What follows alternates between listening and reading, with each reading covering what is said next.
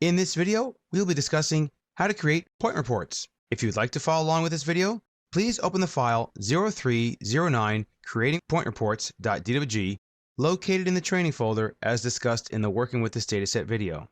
Civil3d provides a few ways that you can report on points. You can use the panorama window as well as the toolbox. To use the panorama window and access all your points, in the Points collection in the Prospector tab, right-click and choose Edit Points. All those points will become populated in the panorama window. If I click in here and press Ctrl-A, that will select all my points in the panorama window. Then right-click, copy to clipboard, and what you can actually do, and this is pretty cool, is open up Excel and paste that information into Excel.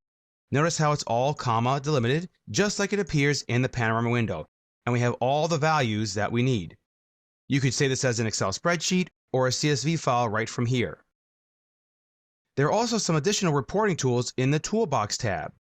If I expand Reports Manager and there's a Points category, we have Points in CSV, Point List, Radial Stakeout, and Station Offset to Points.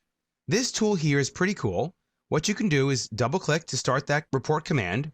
The only problem with this command that I find is that you can't limit it to a point group.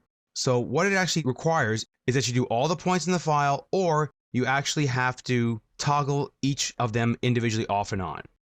That said, what it does here is it requires that you pick an alignment, and then I'll just create the report using all the points I have in my file.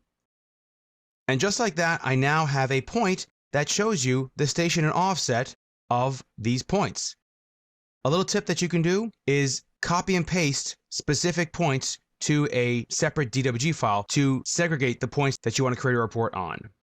This concludes this video discussing creating point reports.